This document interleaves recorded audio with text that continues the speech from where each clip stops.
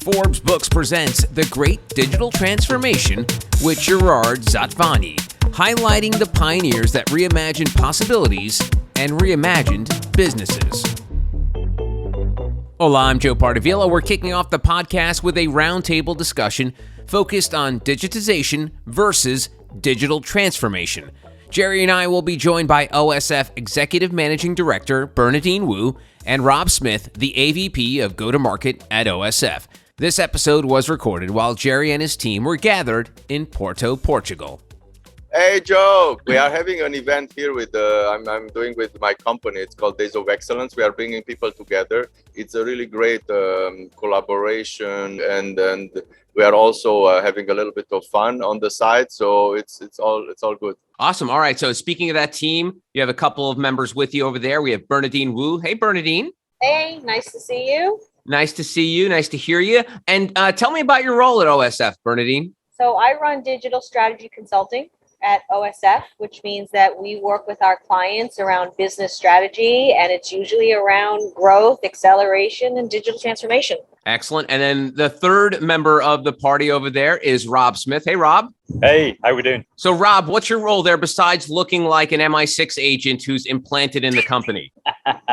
Well, you've blown my cover there, Joe, so thanks very much. I look after a lot of our UK and Ireland clients, and primarily in global terms, I help connect what our customers want when they start talking to us to a real life solution that really meets their needs.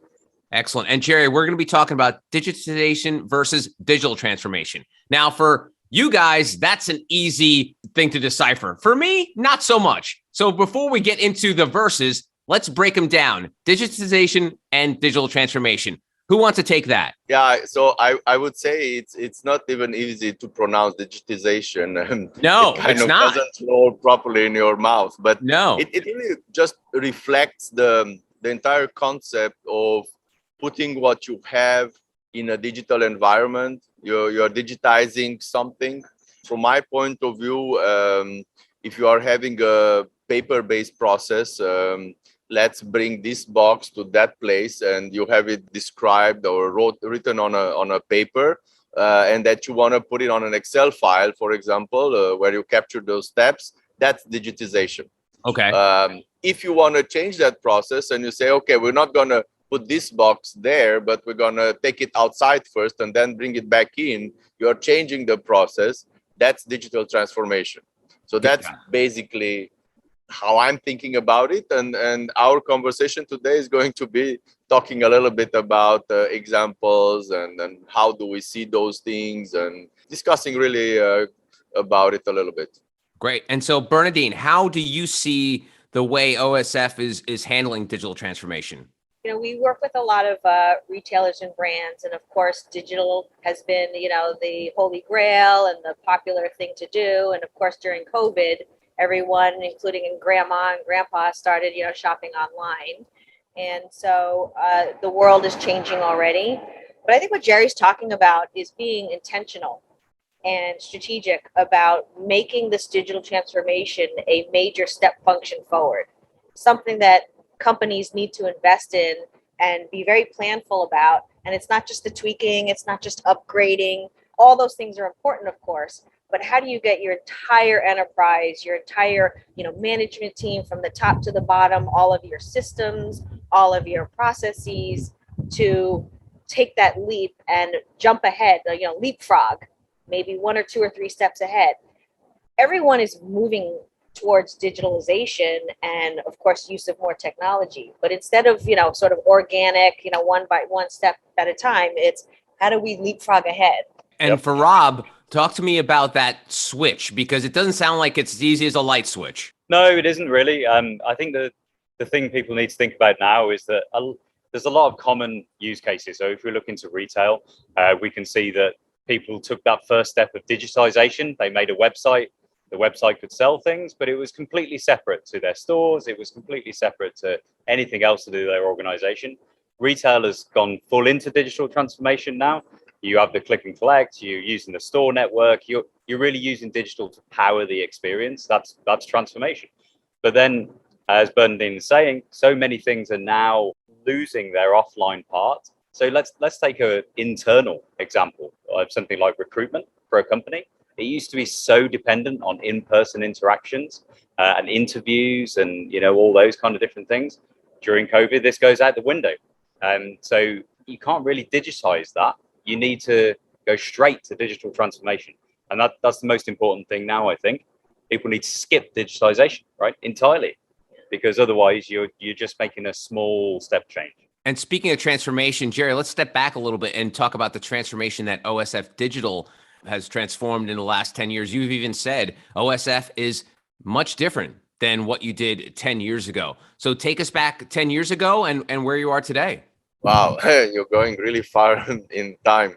Yeah, man. I'm not even sure if I can remember 10 years ago, but no, seriously speaking, I've been dreaming about this new way of working since quite some time, and we've been an innovator from this point of view. I never really seen the point, like Rob mentioning in the recruiting, to actually do it person to person and everything. Not everything has to be like, given the tools, like this is one of the ways to do digital transformation. Imagine this recruiting process, and back in those times, you had Skype, you had Skype with video, with audio, whatever. And this tool enabled you to actually rethink a little bit the interview process. So what we did, okay, we do it in a different way. The old way doesn't work anymore. Technology gives you a new possibility. Let's try that out. Let's change the process a little bit. Let's change that and reimagine things. And since then, I mean, with us, everything has been reimagined, and we have a process, what it's called organizational innovation. And that organizational innovation, it's all about, okay, can we reimagine this process? Can we rethink this process? So 10 years ago, when we started this entire process of changing the company, the organization into a global scalability machine, delivery machine, bringing people together all in ways that, we are a global company. We cannot work with each other on site all day long, because one is in New York, the other one is in Sydney, or you have somebody in Tokyo, somebody in Bucharest. It's impossible to work in the same way. However, working together is important. And what we have been seeing with companies beforehand, companies would still try to be global, but somehow siloed on countries and on teams, and they would not collaborate. There was no interaction for real. And we wanted to change that. So in this entire process, we really put together a new way of doing business, like really envisioning the next company, the next way of putting an enterprise together, a global enterprise together, an enterprise that scales, an enterprise that goes places. So it's not just about what we are doing for the customers, but also what we are doing to ourselves, the way we transform ourselves, the way we think about ourselves. That has been a huge journey. So, Bernadine, help me unpack that a little bit, though, in terms of silos, because I feel like these silos happen unintentionally. I think people are assigned jobs and tasks, and then they just do it. But what your team is doing is you are intentionally unsiloing these situations. I don't even know if that's a word, but talk to me about how you are able to do that to prevent silos from happening. Well, I'm going to take a slightly different tack, which is that we are all people. Company is made up of people. The world is made up of people. Our shoppers are people. And so our customers, which are always at the center of our business and our intentions, are there to serve consumers. Now, we're also all consumers, and we're moving ahead, right? We use different tools. We use different ways of connecting with each other. We have different things of importance in our lives. Certainly COVID has taught us a lot about that. Our kids are using different tools. Literally, the cycle is every couple of months it's something different. And so as we think about how do we serve people, whether they're employees or, as Gerry said, our team all over the world, or consumers who are operating and shopping and behaving in different ways, we have to follow where they are, and we also have to leap ahead to lead them to the next way of shopping and entertaining and so on. And even shopping in itself these days is not about shopping. It's about entertainment. It's about community. It's about being together. So you talk about, how someone shops, they share, just like we collaborate across the world, the consumer, she goes into the dressing room and she tries on clothes and she shares it with her friends right there while she's in the dressing room, right? And that's what we need to enable so that she has that easy experience. Yeah, this is exactly to the point when I'm thinking about transformation, like in our day-to-day life as people, we are trying out tools like you have a WhatsApp, you have a text message, you are from the dressing room, you are communicating with someone, Snapchatting and sending a TikTok video while you're in there.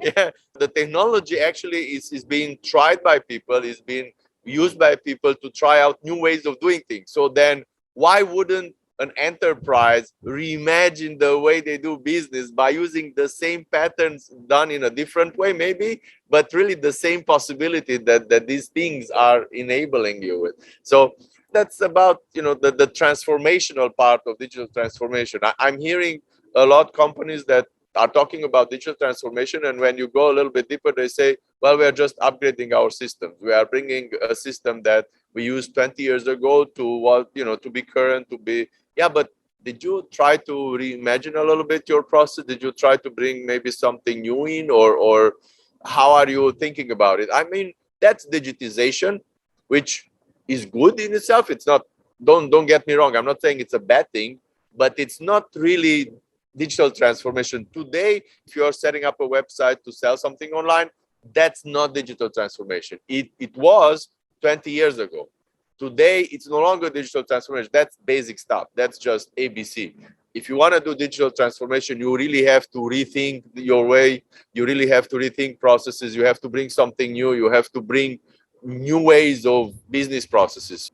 Interesting. And Rob, talk to me about, you handle the UK. And as Americans, well, we're all about America. We don't know about anything that's going on in the rest of the world. But does digital transformation transcend borders? Is a digital transformation in the UK similar to what would happen in North America or South America or even Africa? Can you break that down for me a little bit? Yeah, sure, absolutely. I think there's a reasonably famous phrase. I can't remember the attribution, but the future is here. It's just not evenly distributed, right? So you can go to different countries and you can see parts of the future that will come to other countries, maybe at a different pace, but it all depends on that country's context. So in the UK, we in general are seen as slightly ahead in e-commerce transformation for whatever reason, because we kind of got going with it a little bit quicker, I think, overall than maybe Europe or the US. But if you then look to countries such as Africa or areas like that, then mobile technology is absolutely paramount. The idea of kind of a powerful Apple laptop that a lot of people grew up with before phones were so smart, that just doesn't make any sense to them, right? They've always been transacting off their phone, using the mobile networks for data. The whole concept of broadband into a house, it's irrelevant. And then if you go over to Asia, China, Thailand, Korea, then obviously their smartphone evolution is huge. And we're seeing some very interesting trends coming from there around kind of social shopping that we were talking about, or video shopping, where people are kind of showing things, people are getting reactions, buying it on the spot, that kind of interaction, entertainment that Bernadine was talking about. That is one of the primary ways of shopping over there. But that's not really so much in the UK, right? So I think all of these things will start to melt together, and each country, each area, depending on its context, will take the best of what they like, and you'll see that trend. It's funny because here we always talk about how we're all obsessed with our phones, but from what I understand, internationally, not that it's bad or worse, they're worse in terms of mobile phone use. They basically live on their phones in many parts of the world. Isn't that correct, Rob? Yeah, it is. Well, I suppose it depends. You look at the more you go down the generations, the more there is an attachment, I think. But at the same time, why do they use their phones? It's because the utility that they have on that phone, the digital transformation that's happened, is so much more useful. So they use it a lot more because there's so much more utility to it. They can do anything with their phone. The payment networks around phones in China are immense. It's so deeply embedded in the ecosystem that why wouldn't they use anything else, basically? Right. The phone is the most utility. We still have it in certain parts of the world where we're like, oh, I'm going to use my laptop for that. Yeah. Because the phone experience kind of sucks, right? It'll get there. We'll move quite rapidly. And Gerry, talk to me about working with B2B and B2C. How does OSF deal with those verticals? Well, we have a lot of expertise in both B2C and B2B, and we are trying not to really put borders between these two things, because you are seeing is that people want to bring their personal experience from their day-to-day life in their company, into their company. So if you are used to do things in a certain way on your phone or at home, you want the same ease of doing things when you are ordering something from a distributor, which is a typical use case with a distributor. You're ordering from your distributor and your distributor is saying, well, send me a fax. And you say, what? What is a fax? You know, that's the same kind of an experience somebody in a B2B environment expects. And we are trying not to kind of break them up, not to separate them. We are thinking about them in the same way. And when we are setting it up, and especially thinking about like being a customer-centric way of approaching things and making sure that you have the same ease of doing things in a B2B setup, in a B2B use case, the same as you do when, you know, you're paying something when you are at home, regardless if it's on your desktop or on your mobile phone or whatever, whatever is your way of paying things and interacting with things. So that's the philosophy. It's a perfect example of digitization versus digital transformation. If you're a B2B company that's about to embark on a digital program, you've got to skip digitization, because otherwise you just end up missing the customer experience, right? Bernadine said we're all people. We absolutely are. If you just try and digitize what you do, you'll end up frustrating your end customers, because what you do is you take away the human interaction that they used to have with salespeople or whatever. You take away that bit. That's actually quite enjoyable for quite a lot of people. And you just make it into some kind of faceless form, right? Just an order taking system. An order taking system. Yeah. All you've done is added utility your side. The only thing that you've done slightly better is maybe that form is 24/7 available instead of before you had to pick up the phone, whatever. And they send you a fax. They always send you a fax. So this hasn't changed the game. Most people won't actually find a lot of results out of that process, and they'll get frustrated. So we need to skip that, bring a customer experience that is consumer-like, and all of a sudden the results will come a lot faster. The thinking also is transforming to where it's not just, no, this is my sales guy. I'm in a community with this salesperson, this brand that I buy from. And why do I buy it? Because my consumers need it. It becomes a lot more connected and a lot more interdependent now, so that it is, you know, these are enablers. And I think, you know, what I love about what OSF and Gerry are doing is we are enablers of transformation, whether that is at the people process level, the technology level, the ugly stuff and the good stuff and fun stuff too, right? Challenging our customers. That's it's not always something that is easy to do, but I think it's a requirement to challenge. Okay, but why do you do this like this? Like it's can we maybe rethink this a little bit? Maybe bring something new, maybe do it in a different way, a little bit more, you know, let's rethink the way you approach it. And it's not easy to challenge this thing, the way of doing things. Oh, I'm doing it like this because this is how I did it 20 years ago and it worked. Okay, I get it. It works today, but you're not building it for today. You're building it for the next 10 years. Maybe we should take the time to rethink it a little bit. A good example of that, for instance, with one of my customers was around retail stocks. So they wanted to give a kind of a real-time view of inventory that was in the store, but they had some old systems that just weren't able to provide that picture. There was a delay in the way the information was being sent. And that was because of an old system. They saw that as a immovable object, right?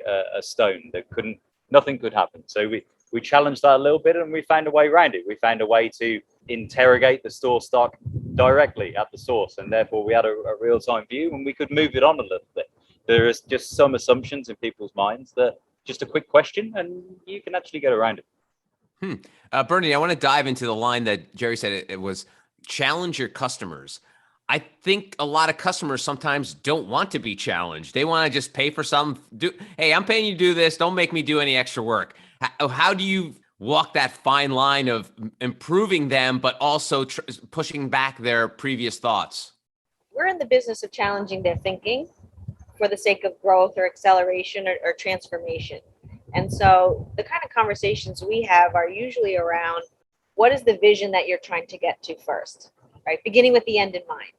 And usually, yes, it might have a sales amount, or it might have a a stock price, or it might have a numeric value to it, and that is measurable. But it usually comes back to, now, how are you going to get there, and how are we going to transform our relationship with our customers? At this stage in our industry, the ones that will die are the ones that don't change enough, that don't transform enough. We just saw hundreds of retailers close stores, close their businesses over the last 3 years, right? Well, then the next phase is also going to happen. It's it's sort of like thrive or die kind of a scenario. So I do think that the conversation needs to be around, how are you thinking ahead and transforming the way that you think about serving this customer that is already moving ahead, that is already trying different things. How can you experiment and fail? We work with a lot of customers on their P&L, their budgeting, and we often tell them, put 5% towards failure. Because if you're not failing, then you're not trying hard enough, right? Or you're not trying enough different things. That's a tough pill to swallow for somebody who's managing a P&L. I think one of the things we always say, and it's kind of an obvious thing to state maybe, but that we want to be a digital transformation partner, and it's the partner bit of that that's most important.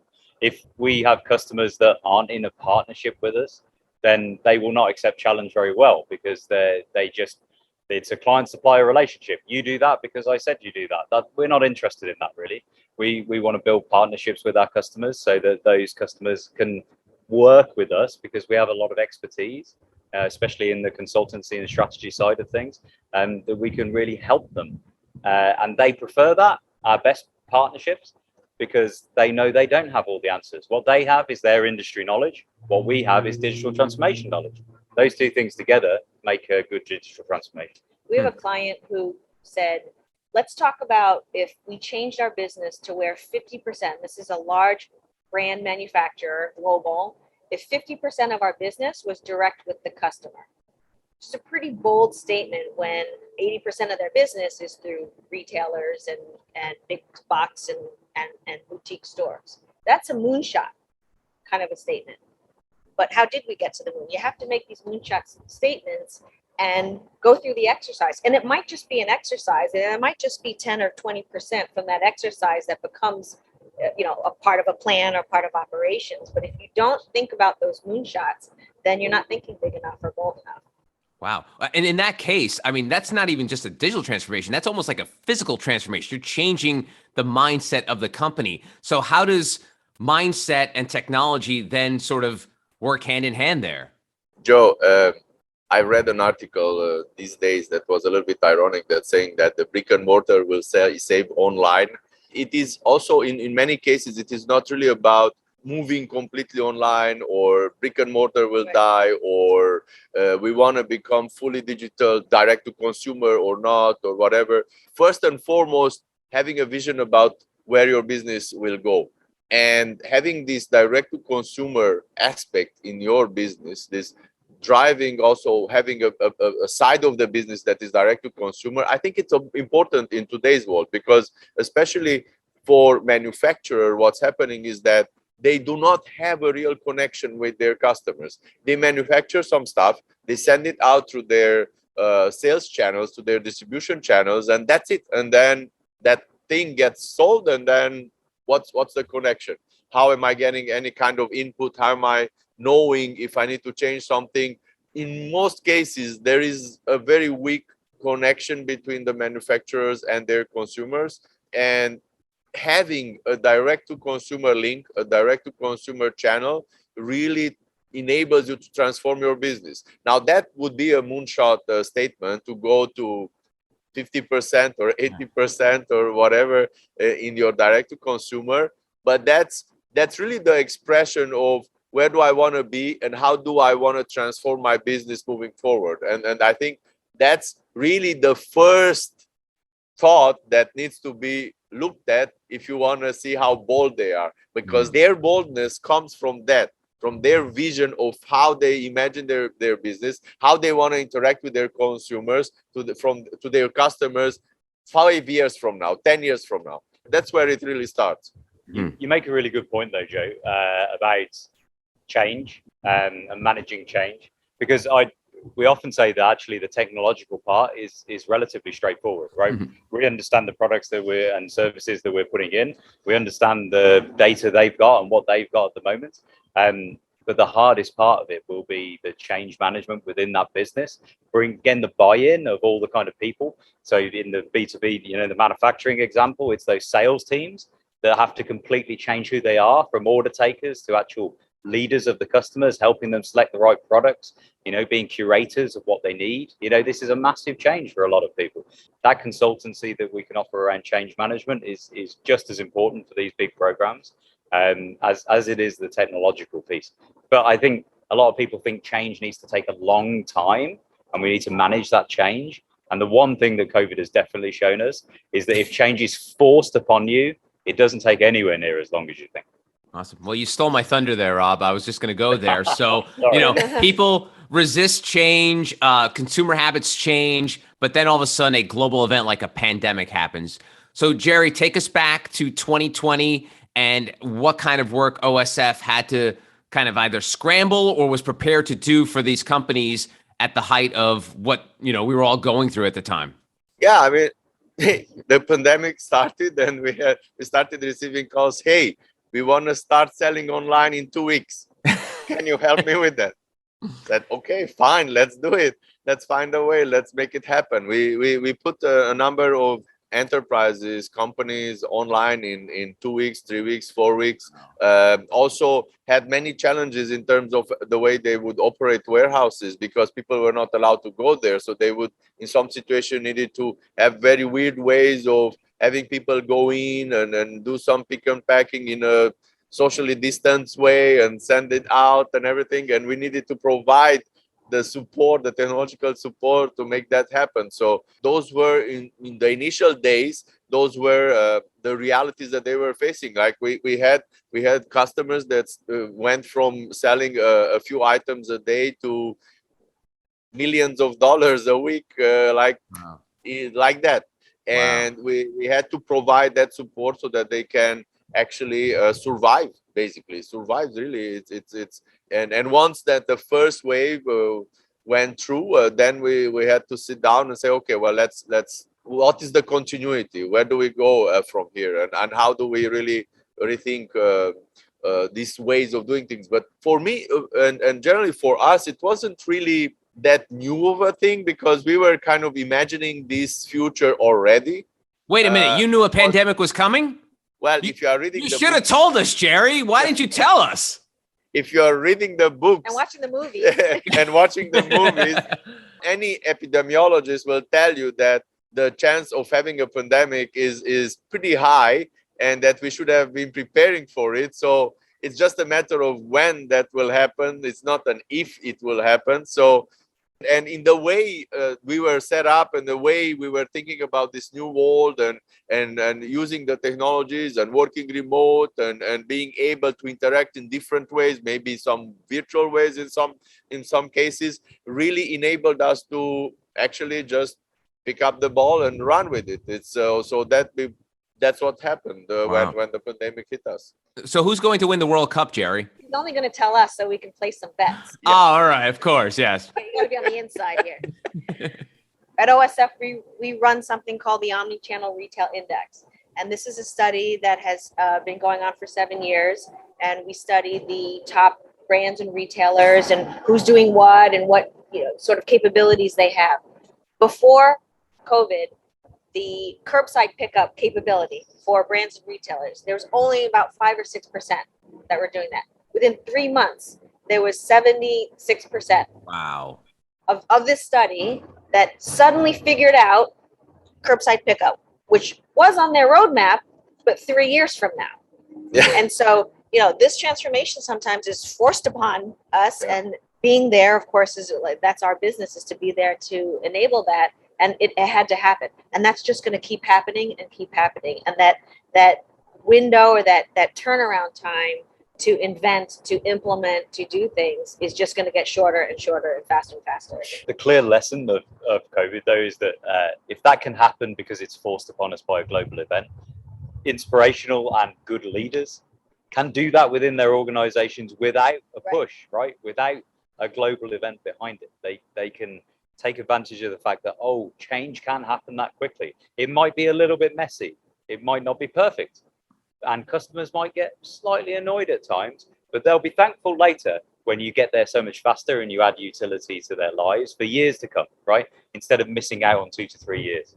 But even in terms of the government, look at all the digitization and digital transformation they've implemented in a matter of months, and how far we've gone in some ways that like you would not be able to imagine that. And the healthcare system, is like mind-blowing. Like what like taking an online appointment with your doctor, that was like before it was unheard of. And I was super frustrated by this experience. Like, why wouldn't you do that? Why do I need to go to your office in actually just to be able to talk to you? I'm not even doing anything, like it's and nowadays with all the sensors and everything, my personal doctor should be connected to all the systems that I'm having, the wearables that I'm having attached to me, to measure all of the metrics and the data and everything. That's the future.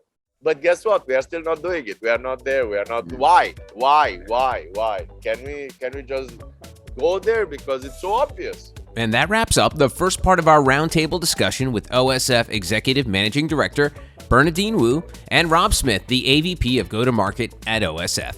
Coming up in the second part of our talk, Gerry weighs in on companies that will be blocked from capturing data from unsuspecting customers. If you develop your entire business based on one thing only and capturing data from consumers without asking them, well, maybe you deserve to die. I mean, what? Yeah. I don't know. Hey, your business maybe is not that good. That's not solid. This has been The Great Digital Transformation with Gerard Szatvanyi. To participate in the conversation, go to gerardzatvanyi.com. The Great Digital Transformation is a production of Forbes Books.